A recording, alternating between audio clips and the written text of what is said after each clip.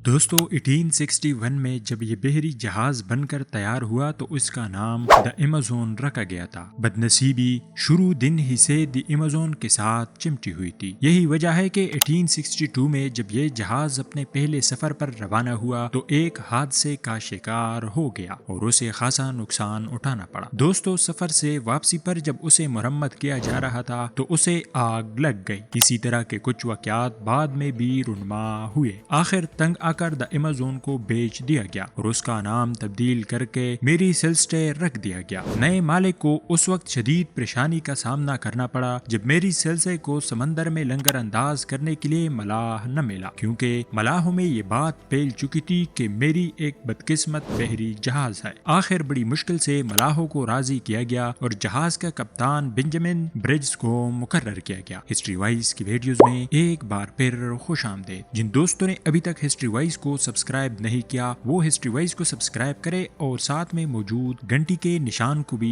دبا دیں۔ دوستو 4 نومبر 1872 کو میری جب نیو یارک سے اٹلی کو روانہ ہوا تو جہاز پر کچی شراب کے 1700 ڈرم لدے ہوئے تھے۔ اس کے علاوہ 8 ملاح اور کپتان کی بیوی سارا اور ان کی 2 سالہ بیٹی صوفیا بھی جہاز پر سوار تھے۔ روانگی کے وقت موسم خاصا خوشگوار تھا اور ایک اچھے سفر کی امید کی جا رہی تھی۔ میری اپنے راستے میں پڑنے والی ایک بندرگاہ ایزورس پر پہنچا تو اس وقت تک کوئی اہم واقعہ پیش نہیں آیا تھا، مگر جوں ہی میری نے اپنا سفر دوبارہ شروع کیا موسم تبدیل ہونا شروع ہو گیا۔ طوفانی ہوا چلنا شروع ہو چکی تھی۔ اگرچہ یہ برجز جیسے تجربہ کار کپتان کے لیے کوئی پریشانی کی بات نہ تھی۔ دوستو 5 نومبر کو موسم کی تبدیلی اور جہاز کے اٹلانٹک پہنچ جانے کے متعلق لاگ بک میں بتایا گیا۔ یہ آخری بات تھی جو لاگ بک میں درج کی گئی۔ لاگ بک ایسی کاپی کو کہتے ہیں جس میں بحری جہاز کا کپتان سفر میں پیش آنے والے دن بھر کی اہم باتیں درج کرتا رہتا ہے۔ دوستو 10 دن بعد 5 دسمبر کو ایک اور بحری جہاز ڈگریشیا کے کپتان مورہاؤس نے دور افق پر ایک سیاہ دبا دیکھا۔ جلد ہی اس نے پہچان لیا کہ وہ کوئی بحری جہاز تھا۔ جب ڈگریشیا میری کے قریب آ گیا تو کپتان مورہاؤس نے دوربین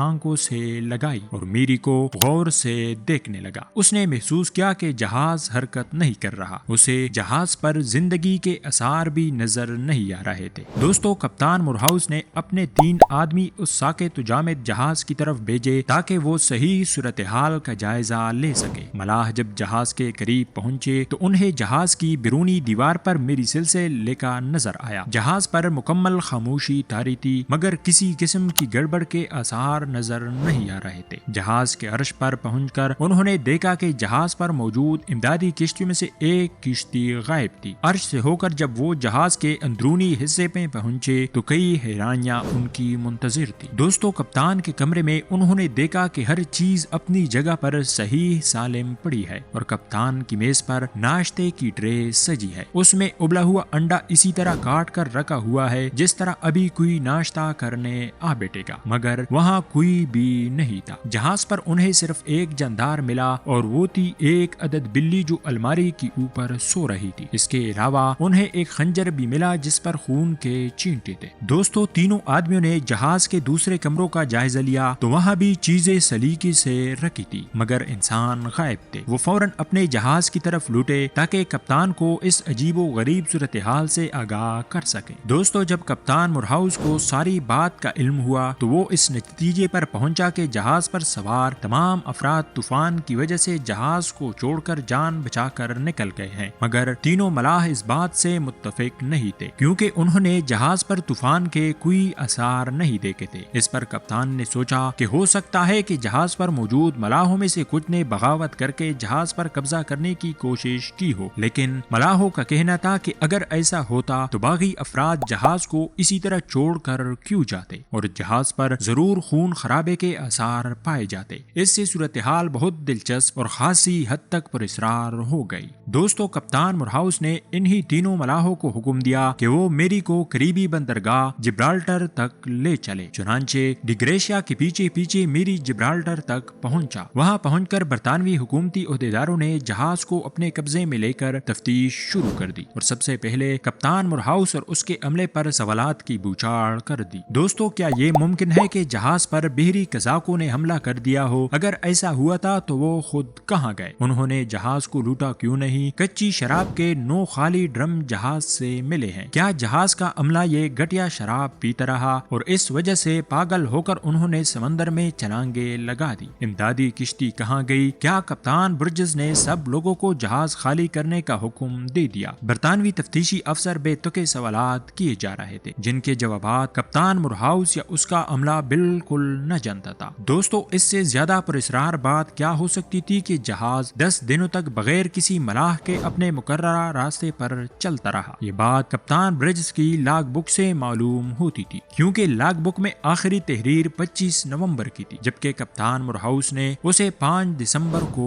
ڈھونڈا تھا۔ اتنے دنوں تک بغیر کسی ملاح یا ڈرائیور کے جہاز کا سمندر میں صحیح سلامت اپنے سفر پر رہنا نہایت حیرت انگیز تھا۔ دوستو، تفتیشی عملہ اس نتیجے پر پہنچا کہ آخر کوئی نہ کوئی تو جہاز پر ہوگا جو جہاز کو اتنے دنوں تک چلاتا رہا۔ تو پھر وہ شخص کہاں گیا؟ سوال پھر ابھرا جس کا جواب پہلے کی طرح کسی کے پاس نہیں تھا۔ چنانچہ 10 مارچ 1877 کو میری کیس کی سرکاری سطح پر تفتیش بند کر دی گئی۔ دوستو، ابھی تک غائب ہونے والی امدادی کشتی اور جہاز کے 11 افراد لاپتہ تھے۔ اگرچہ سرکاری سطح پر میری سلسلہ کیس پر تفتیش بند ہو چکی تھی، مگر لوگوں میں اس کی دلچسپ کہانی ابھی تک گردش کر رہی تھی۔ دوستو، 1913 میں اس واقعے کے 40 سال بعد اس حادثے کی ایک غیر معمولی وضاحت سامنے آئی۔ یہ وضاحت نامہ ایک مرحوم شخص ایبل فوزڈیک نے لکھا تھا جس میں اس نے میری کے راز سے پردہ اٹھانے کی کوشش کی۔ فوزڈیک کے مطابق وہ میری پر اس وقت غیر قانونی طور پر سفر کر رہا تھا اور جہاز پر سوار لوگوں کی فہرست میں اس کا نام درج نہیں تھا۔ دوستو، سفر کے دوران کپتان برجز نے جہاز کے بڑی کو جہاز کی پچھلی جانب ایک پلیٹ فارم بنانے کو کہا تاکہ اس پر کپتان کی بیٹی صوفیا کھیل سکے۔ اس مقصد کے لیے بڑی نے ایک بڑی سی میز بنائی اور اسے عرش کے ساتھ جوڑ دیا۔ ایک صبح ایک ملاح سے کپتان کی بحث ہو گئی کہ آدمی کپڑوں سمیت سمندر میں تیر سکتا ہے یا نہیں۔ کپتان کا کہنا تھا کہ کپڑوں کے ساتھ تیرا جا سکتا ہے، چنانچہ